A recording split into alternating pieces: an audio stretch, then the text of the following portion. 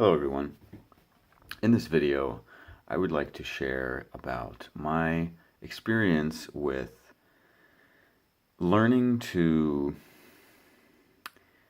uh, find the way to live the words confidence and assertiveness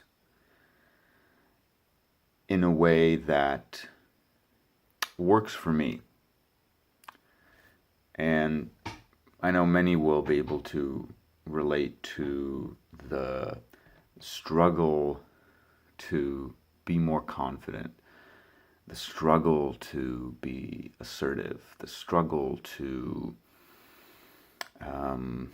be able to just say what needs to be said and get what you want and close the sale.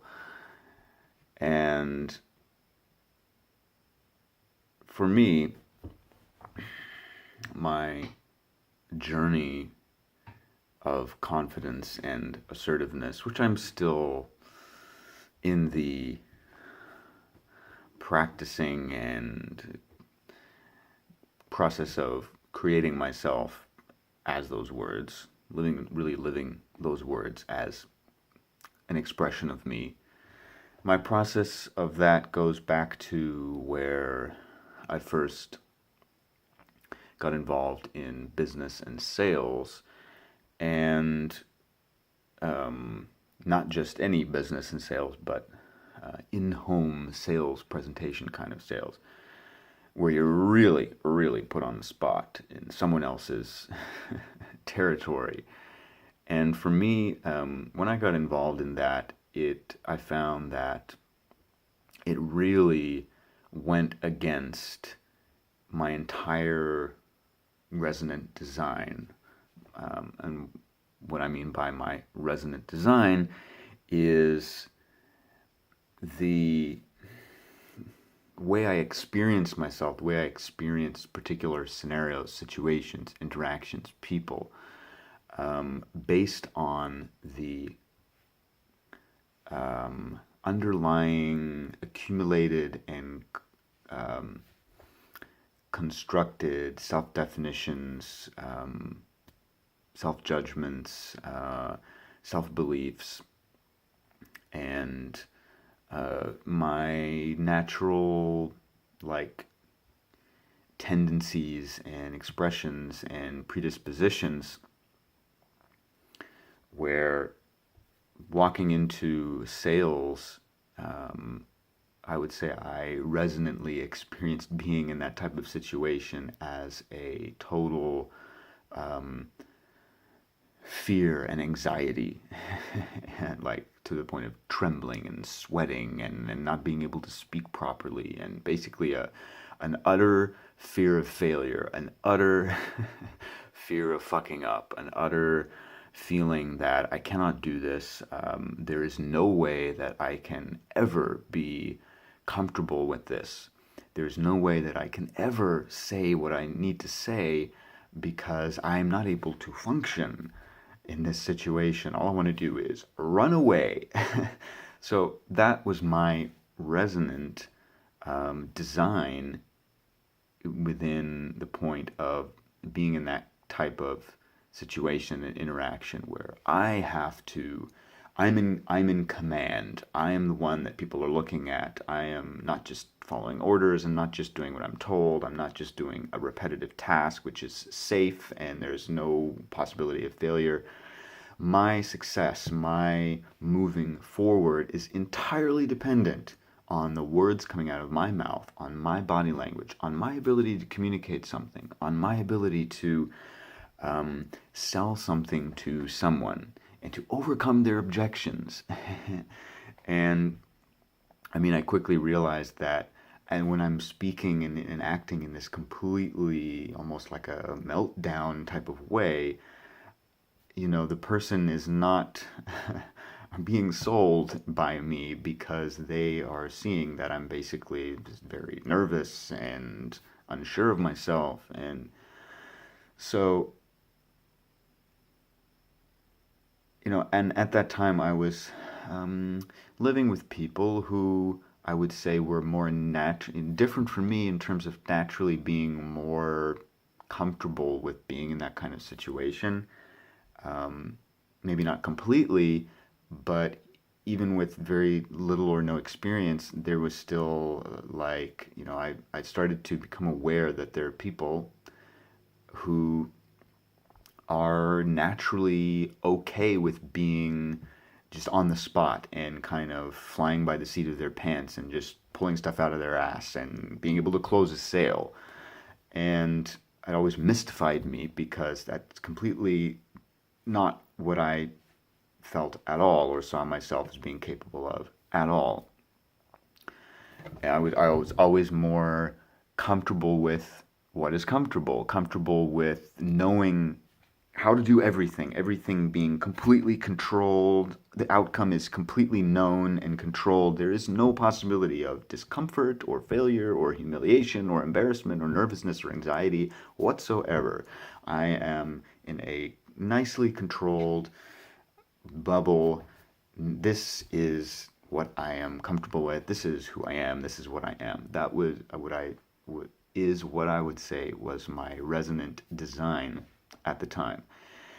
And I gradually started being able to chip away at and change that resonant design through learning, becoming aware of, the process of, let's say, learning and practicing things to say, and then over time that becoming automated and comfortable, and then the confidence emerges through that, because I practiced, because I've actually repeated what I need to say so many times that it's become second nature. I didn't have any awareness of such a process before I started getting into and learning sales. I thought that you just were either couldn't do that or you couldn't. And I would say the biggest difference, the biggest point of change for me in relation to confidence and assertiveness came some years later when I was selling cars, which was a huge step for me because at that point I had been able to gain enough understanding of the process of learning new skills and that these things take time, that I was comfortable enough to make the decision to apply for a job and go for an interview at this car dealership. It was something that interested me at the time. I wanted to see if I could do it.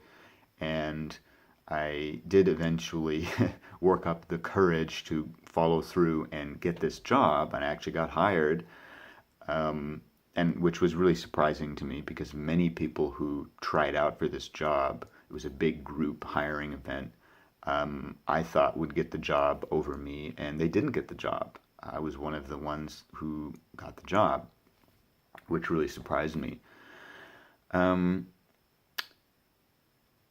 So still at that time, I would say, when I looked at the words assertiveness and confidence, like I would be looking at other salespeople who it just seemed to be more easy for them to, just kind of handle people's objections and be comfortable and natural with them and just say stuff.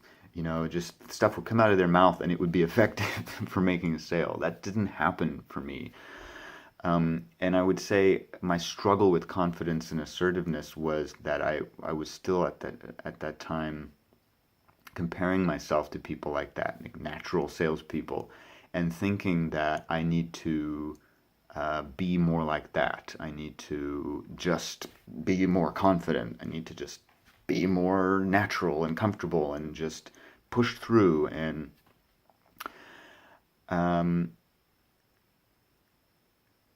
there was something that one of the top salespeople said at one point, because he'd become a manager, when he was talking to a group of us new salespeople, and when we were still in our training period, and he emphasized the importance of being comfortable with being uncomfortable. When you're learning something new, when you're still going through the training process, when you're not really sure what to say or how to handle a situation with a customer, he emphasized being comfortable with being uncomfortable, that it's okay to be uncomfortable. And only when you're okay with being uncomfortable can you actually move through that experience and keep moving forward and improving, instead of thinking that being uncomfortable, it means that there's something wrong, that I'm not doing something the right way, that I can't do this. I just want to give up because it's uncomfortable. And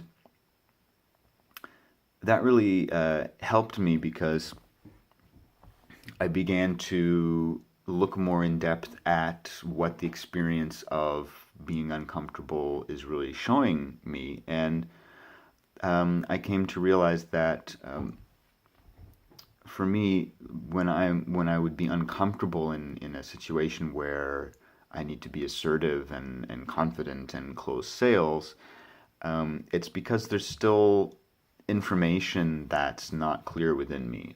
There's facts and figures and strategies of overcoming an objection that's not clear within me. It's not the structure, the words, they're not there. And for me, I realized I'm not naturally, and I finally realized, for me, in relation to assertiveness and confidence, I'm not a naturally just kind of in those type of situations. I can't just make up information. I need to have the actual information. I need to have things that I've practiced saying, that I've established are effective. That's what works for me.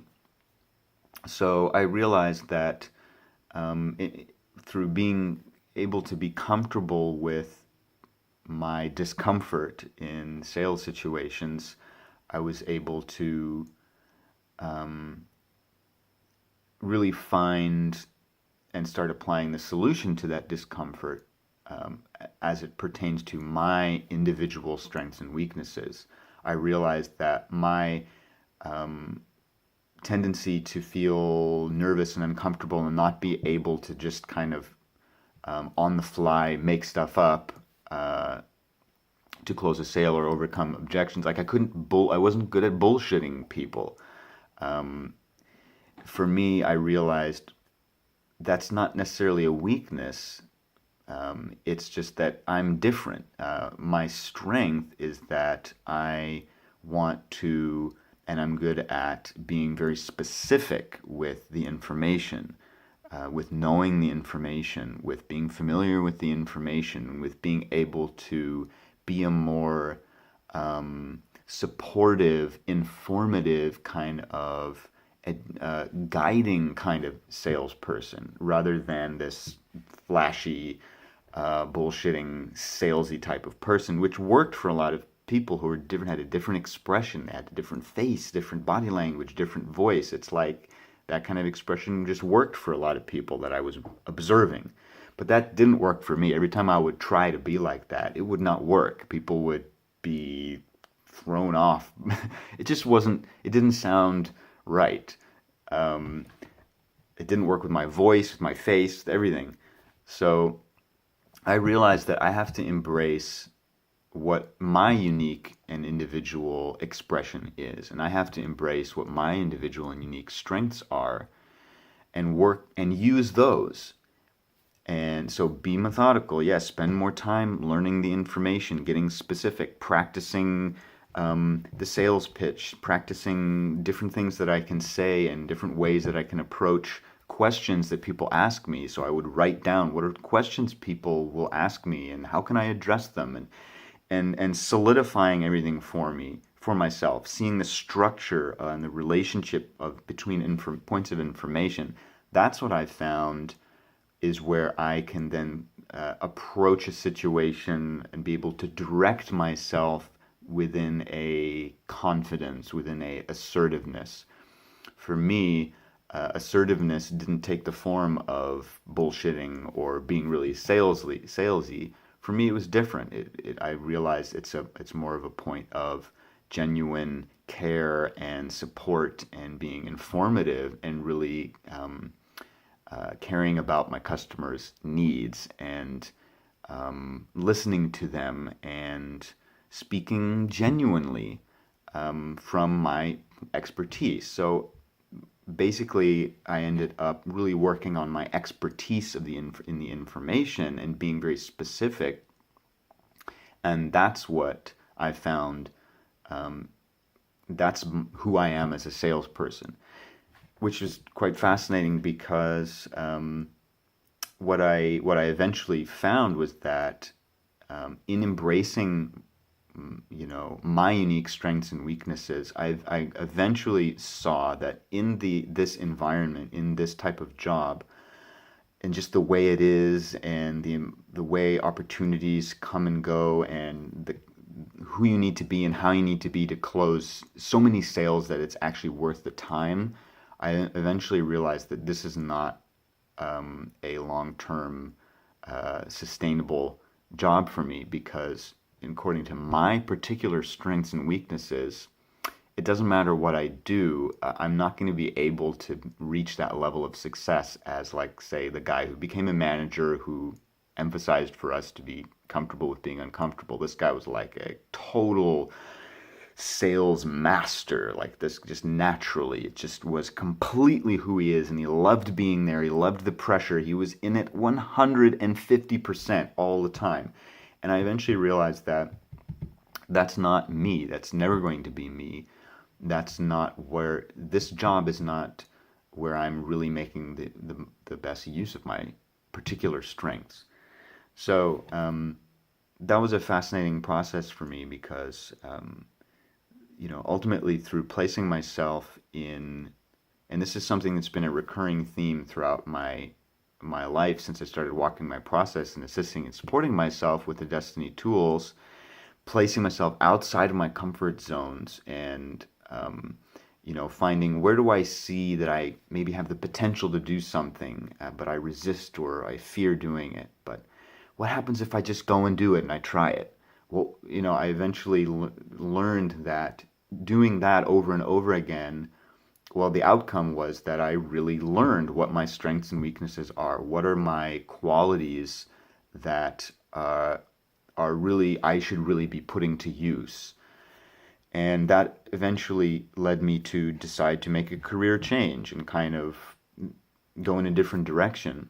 And now I'm in a position where I'm in the art industry, and I still do sales. I'm an artist. I work in a gallery. I still do sales, but the type of sales that it is more suited to my particular expression and my particular strengths.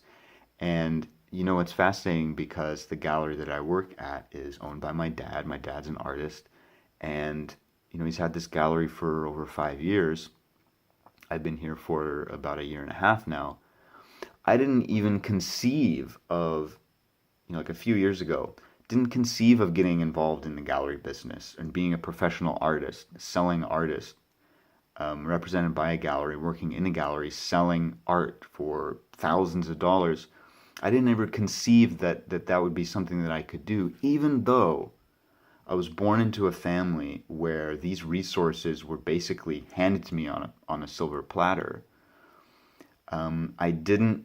It wasn't until I walked that process of stepping outside my comfort zones career-wise and really seeing what it is I can do and putting myself out there and developing different skills and finally getting to grips with what's my strengths and weaknesses and what kind of area of work am I really best suited to, not based on resistances and comfort zones and what's easiest and where am I the most happy on the surface level, but really where am I genuinely pushing myself to live my utmost potential and placing myself in a way where I can make an impact in an industry and with people in a way that, like I keep saying, is best suited to my particular expression.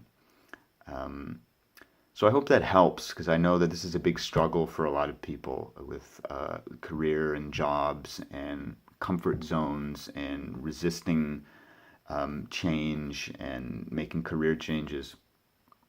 To, stop comparing yourself, stop trying to be like other people that you see are more confident or more successful and think you need to be like that or act like that. Rather focus on learning and discovering, what are my genuine strengths and weaknesses, and how can I use my natural strengths to strengthen my natural weaknesses, like I used with sales. And you'll find that some very interesting things open up in yourself and ultimately in your life if you start living from that starting point. So, video's getting a little long now. I think I'll end it off there. So, hopefully that supports in some way, and thank you for watching. Bye.